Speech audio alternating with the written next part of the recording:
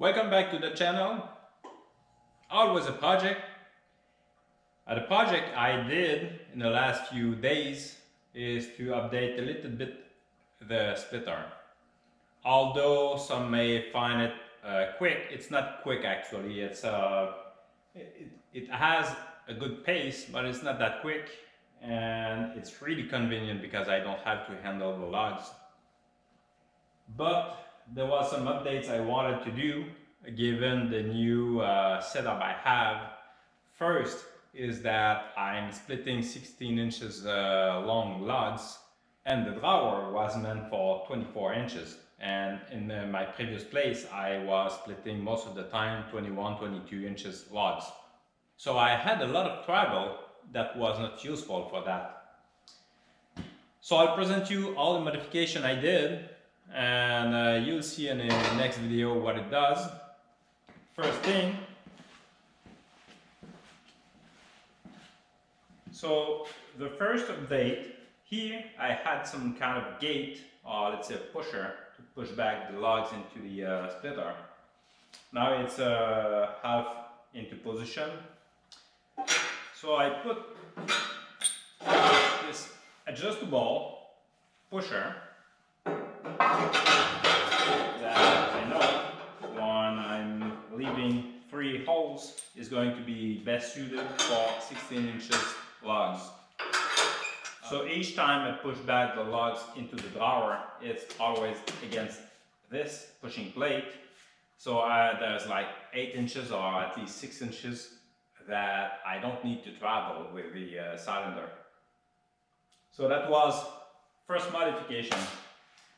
Second modification has to do with the axle. So I had spring leaf on those wheels and this axle. But actually there was absolutely no good use for that because I'm always just moving the splitter around the house. It's not meant to go on the highway. Of course, if you saw this tire, each and every time I inflate that, I'm kind of, yeah, it's cracked. Anyways, as you see in previous video, I'm having this area clear, no wheel whatsoever on each side, so I can remove the wheels. But to remove the wheel, I have to lean the splitter at the front, raise the leg at the back, raise the front. But having the leaf spring, the axle keep going down and going down, going down. So I had to lift the splitter so high, it was not convenient. So now it's fixed height of the axle, which is perfect for me. A little bit lower, which is good because it's just lower for the log to be lifted. That was one modification. Next modification, we're going in the front. So for the purpose of working on the splitter in the garage, I put that on. So this kind of dolly is meant for snowmobile, where you put this key here. So I use them to put the front jack on it, so I can move the splitter freely. Whenever I'm hooking actually to the, let's say UTV or a small Boland. So let's figure I'm hooking it. And by the way, what raised the front is winch, because I have a substantial weight to lift and substantial travel because I have to lower it very low for the back leg to raise and after putting back to level. So let's say I move it down and I hook onto the Boland.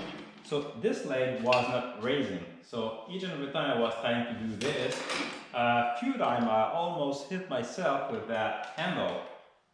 So now the belt spring goes up easier, like so, and I can put this bolt to block it so it doesn't drag on the ground. Small update, but could save me one major accident. Ask me how I know that this can hit me about here. Ask me why. Now, I'm going to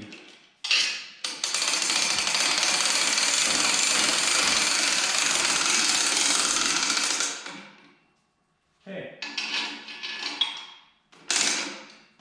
That's it for now.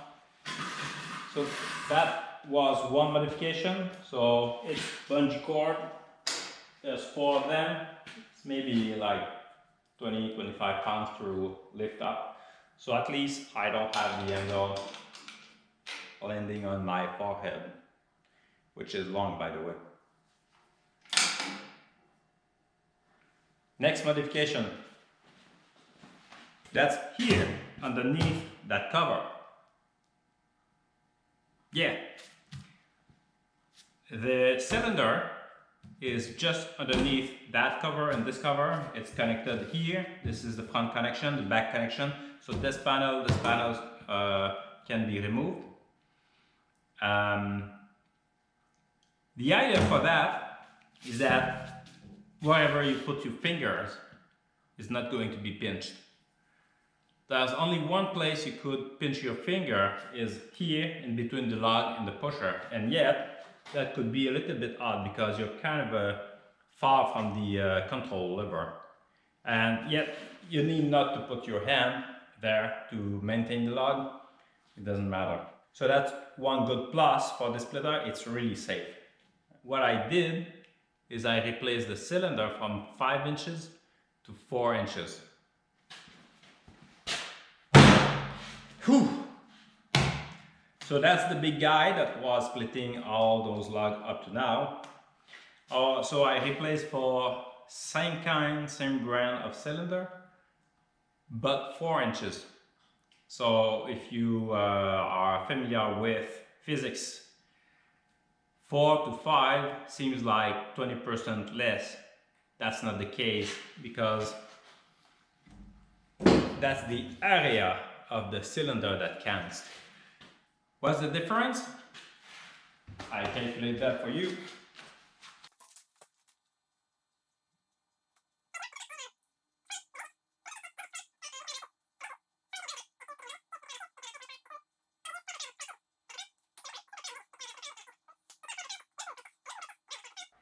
That's 57% bigger, this one.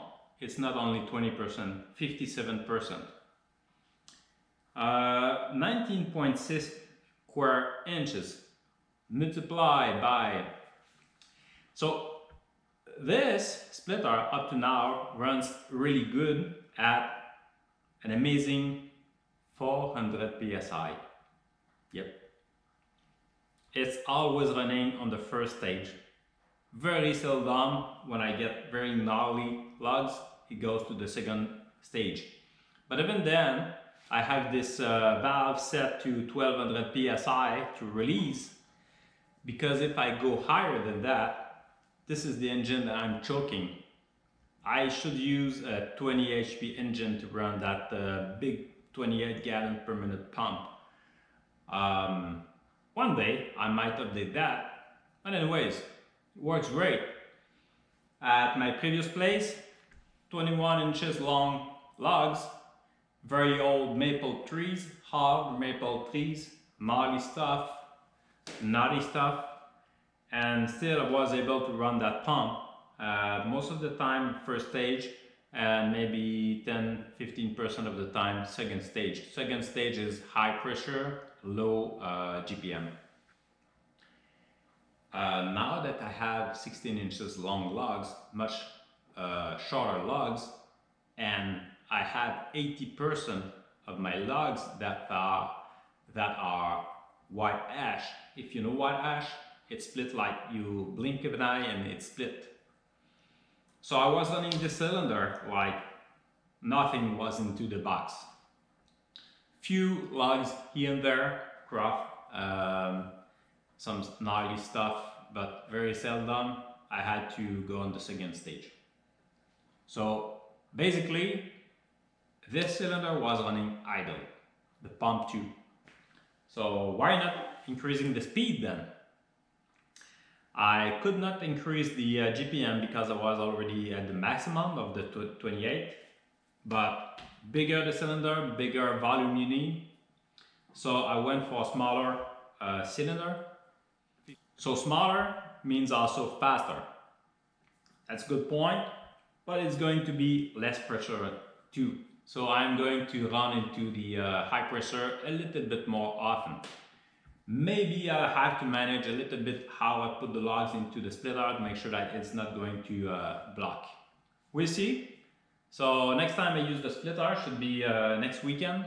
I'm going to let you see what kind of improvement it did. I can do a dry run for you. You'll see that it's a good improvement in speed. I've used it with a few logs that I had in the garage, and so far it's good. I'll show you that.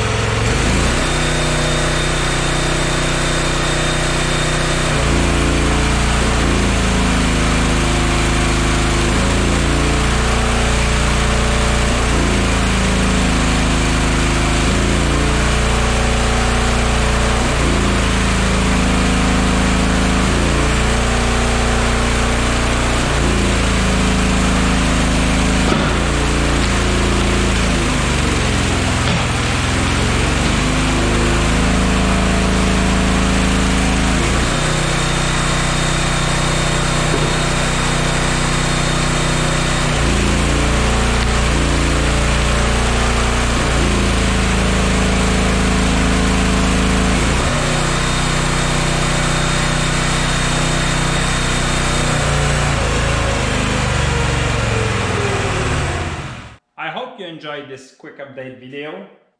It's been a while since I didn't upload any video. There's many projects going on, more in the weeks to come. And until then, have a good week.